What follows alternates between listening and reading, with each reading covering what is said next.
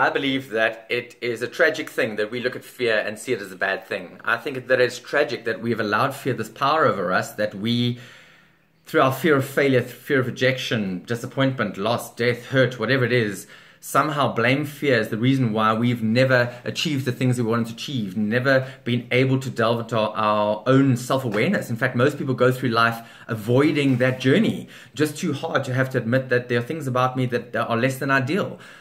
So here's a question right now, listening to this: is there something that you can think of right now in your life that is a fault of yours, that is something that isn't so good, that something that is bad about you? And I bet there is. And the minute you think of that thing, all of a sudden there's this fear that comes up that, oh my goodness, okay, what if somebody knew that about me? What if I have a fear of having to confront that thing. I have a fear of what it might say to me if I have to admit to myself that I have that thing. Now I'm trying so hard to be good and to be perfect and to strive for becoming a better me, but yet until we can do that, until we can dump this idea that this fear of I might not be perfect and there are things about me that aren't cool, we're never going to move forward. We apportion fear as the scapegoat for pretty much everything. Our inability to get out of a toxic relationship, our inability to get out of a place in the workplace where we are starved and are in a dead-end job, and we want to become something more, but the fear is what we blame. It's because of fear. And we even say and love to banter about that idea of everything you want is on the other side of fear. So fear is the problem. Well, fear is not the problem, because your response to fear is the problem. If you respond to fear by inactivity, by denial, by avoidance, well, then fear is not the enemy. You are the enemy. You are your own worst enemy. Because you've allowed yourself into this paradigm of thinking that says that I am shackled by fear, yet paradoxically you did that to yourself. You fear fear. But we love to blame it because it's so easy. And here's the tough part, and let me tell you that. Confronting your fears is not easy. You don't always even overcome them. You just become good at harnessing the energy, and a lot of the energy is a good energy. Fear is never bad. Fear is a wonderful teacher. We believe that if we want true success, that requires a fearlessness. And I think that that's absolutely bollocks. There isn't a single person who is fearless. Yes, some of the most successful people on this planet are people that are fearless of fear. They are fearless in conquering fear. They don't have a fear of going with fear and understanding it, identifying it. They understand that fear is an integral part of growth.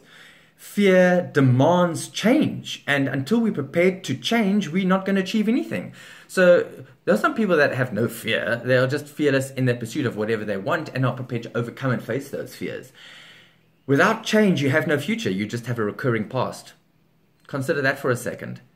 So fear demands that we change, and change demands that we overcome fear. That's what it is. So of course fear is uncomfortable. Of course it is, and I don't deny that. And confronting and harnessing our fears opens the door towards happiness and change and growth and purpose. Those are extremely big words, and if you want to access those words in your life, if you want a different life for yourself, it starts with overcoming fear. I learned this the hard way. And 2016 was a really tough year, and nobody can prepare you for the words, "You have got cancer." What that does inside, the fear that grips you, overwhelms you, it's hard to explain. But that even pales into insignificance for when somebody says to you, your time on this planet is limited. The life drains out of you. Your face goes numb. Your extremities go numb. Sweat starts pouring off you. Feels like somebody has punched you in the gut, and you can't get out words and you can't hear. It's an indescribable feeling. But yet it's that same fear that galvanizes you, catapults you into a world of activity. It's the fear of this thing and what it's going to do to you.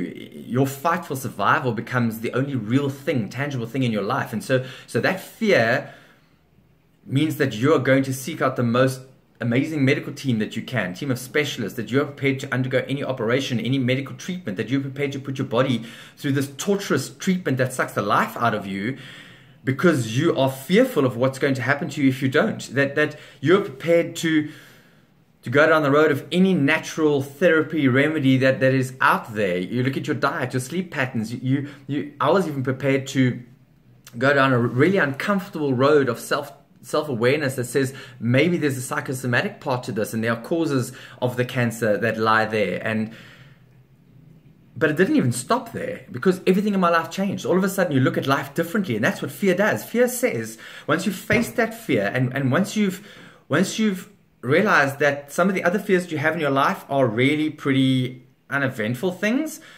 that you now weigh things differently, that you look at things and say, but fear isn't the enemy here, I'm the enemy. And you start to do things that you put off for ages. You start to look at people and friendships and your fear of losing those people in your life. But who are those people anyway? Because there was no action from them. They were people sitting on the fence. And you have the guts to even say to people, hey, you're all in or you're all out. And that's just what it is. And what am I giving back to life? And I fear that my life has come to nothing. And what have I amounted to? And how much of that is related to fear? Everything changes. Nothing can be the same. But I want to suggest to you that instead of waiting for something bad to happen to you, instead of being confronted by a life-threatening disease, hey, guess what? You have the choice. You are able to decide for yourself. And it's just a mind shift. It's just a mind shift that says that fear is not the problem, I'm the problem. And when you start to allow your brain to think differently, some amazing stuff happens. And one of my favorite quotes of all time is Oliver Wendell Holmes. And what he says is that a man's mind stretched around a new idea will never shrink back to its old dimensions. That once you start thinking differently, you never go back. I will never go back. Don't wait. Stop looking at fear as the reason. Stop giving fear that power over you. Stop tolerating the stuff in your life that you want to change because you have given into fear. The definition of life is continual change leading up to death. And you can be the master of some of those changes, or you can just wait for those changes to happen to you and then blame life. That choice is yours. It's a simple mind shift. And I'll say it again. Without change, you have no future, just a recurring past. Do you want a recurring past, or do you want a future? We're going to explore this in more detail the next time. Please comment if you'd like to comment or give me some feedback. I will always reply. Please like if you like the video. Follow me for more. And until next time, cheers.